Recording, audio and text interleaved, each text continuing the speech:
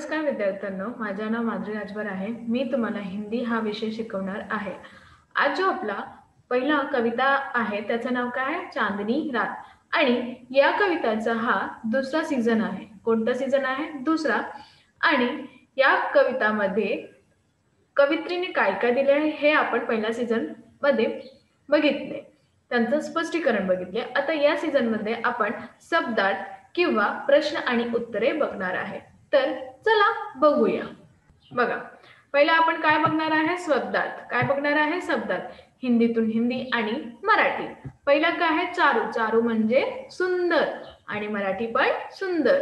थल म्हणजे धरती, मराठीतून पृथ्वी. चांदी म्हणजे चंद्रमा की किरणे म्हणजे चंद्र किरणे. अवनी म्हणजे धरती, मराठीतून पृथ्वी. अंबर आकाश, मराठीतून आकाश. तर आणखीन बघूया. तरु. तरु म्हणजे पेड़ आणि मराठीतून झाड. निशा म्हणजे रात्र, मराठीतून रात्री. सुमंद म्हणजे मंद, मराठीतून मंद. शून्य म्हणजे आकाश, मराठीतून आकाश. भुवन म्हणजे संपूर्ण संसार आणि मराठीतून संपूर्ण जग. योगी म्हणजे तपस्वी, मराठीतून पण तपस्वी. कुसुमायुध म्हणजे कामदेव. कोण? कामदेव आणि मराठीतून पण कामदेव. पुलक म्हणजे खुशी, रोमांच आणि मराठीतून पण आनंद आणि रोमांच. तृण म्हणजे घास, मराठीतून गवत. काय? गवत. तर हे झालं आपला शब्दार्थ. अजून बघूया. बघा, पहिला प्रश्न काय आहे तुमचा?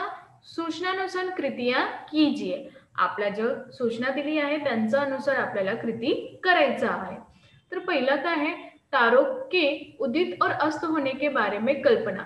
जेव्हा तारे जे उदित होते आणि किंवा अस्त होते म्हणजे जाते, तर यांचं कल्पना करायचं आहे. ते कसं आहे?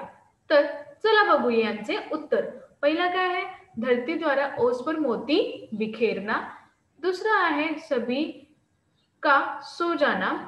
तीसरा सूर्य द्वारा ओस पर मोती बटोरना. चौथा सवेरा हो जाना. आता इथे 4 उत्तर तुम्हाला दिले आहे. तुम्हाला कुठे लिहायचं आहे हे मी सांगत आहे. बघा, पहिला इथे, दुसरा इथे, तिसरा इथे आणि चौथा इथे.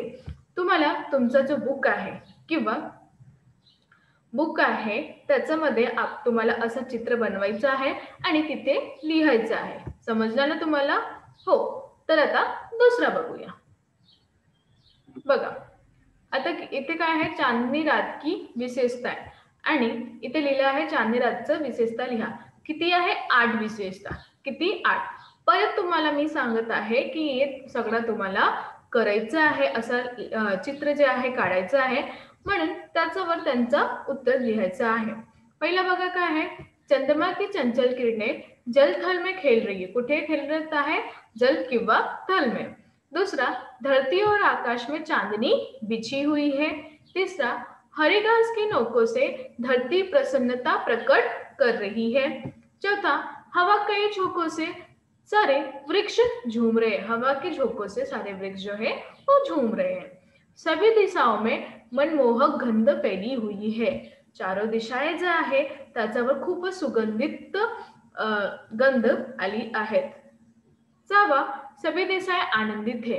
सभी जे दिशा आहे ते कसं आहे? आनंदित म्हणजे खुशी आहे. नियती कई सारे क्रियाकलाप जारी है. जे प्राकृतिक आहे त्यांचा हे क्रियाकलाप चालला आहे. चारों ओर शांती है. चौकाशी म्हणजे चारों ओर काय आहे? शांती आहे. तर हे झालं आपला 8 उत्तर. किती? 8 उत्तर. आता आणखी बघूया. कळलं तुम्हाला कसं लिहायचं आहे? हो. तर चला पुढे बघूया. तर चला आणखीन बघूया. बघा, आता इथे काय आहे? पंक्तियों का सरल अर्थ लिखो. जेव्हा तुमची कविता जी आहे त्यांचा सरळ अर्थ लिहायचा, पण कोणती पंक्ती इथे दिली आहे? बघा, चारू चंद्रची चंचल किरणे याच्यात इथे घेऊन कुठे झोके से. तर चला बघूया. गुप्त की चांदनी रात का वर्णन करते हुए कहते हैं कि सुंदर चंद्रमा की किरणें जल और थल में फैली हुई है. संपूर्ण पृथ्वी तथा आकाश में स्वच्छ चांदनी बिछी हुई है।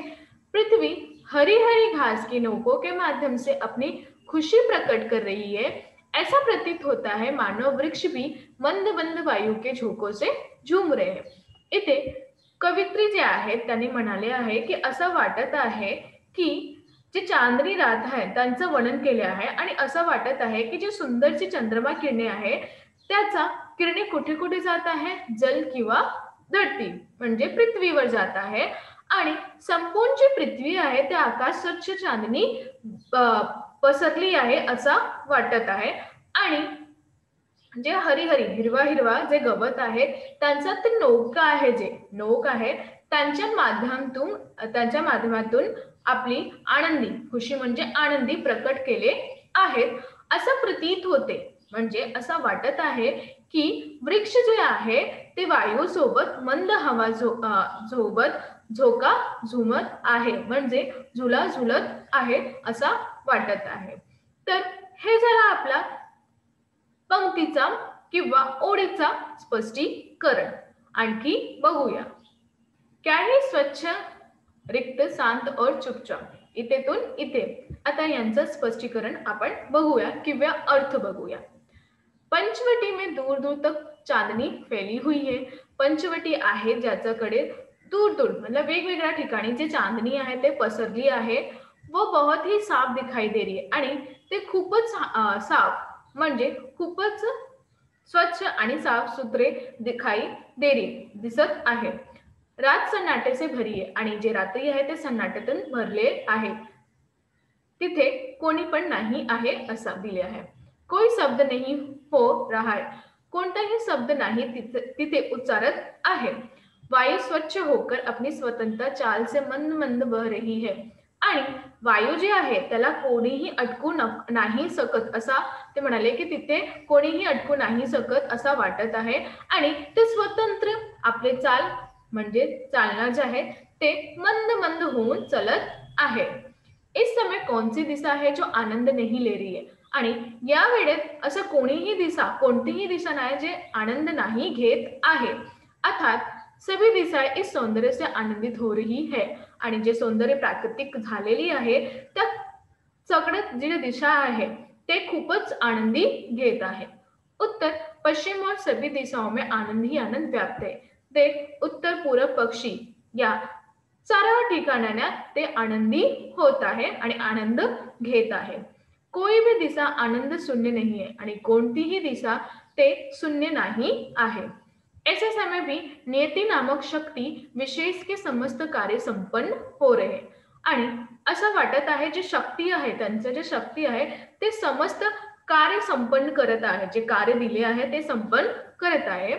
कोई रुकावट नहीं, एक भाव से अर्थात अकेले अकेले और चुपचाप अपने कर्तव्य का निर्वाह किए जा रहे हैं। असं कोणीही रुकावट नाही केलेली आहे आणि ते एकाच भावात वेगवेगळा एकटेच आणि शांत राहून त्या कर्तव्याचा निर्वाह करत आहे। इथे लेखकाने खूपच सुंदर चित्रण केले आहे। आता दुसरा बघूया। बघा पर्यायवाची शब्द म्हणजे समानार्थी शब्द, त्याचा अर्थ समान। पहिला बघा तरु, याचा अर्थ आहे पेड़ आणि विपट। वसुंधरा धरती आणि अवनी। चंद्र चांद आणि चंद्रमा। कृषक किसान आणि हलधर। उद्यान फुलवारी उपवन। तर आज आपण काय शिकलो, आज आपण हे शिकलो यांचं प्रश्न उत्तर कसा लिहायचं आहे आणि हे पण शिकलो की कसं आपण काहीही कार्य जे करत आहे ते एकमेकांशी बोलून दृढप्रमाणे म्हणजे एकमेकांशी बोलून एकदम शांत बसून त्या कार्याचे संपन्न करत आहे आणि वेगवेगळ्या ठिकाणी जे प्राकृतिक सौंदर्य पसरले आहे त्याला बघून आपल्याला खूप आनंद होणार आहे।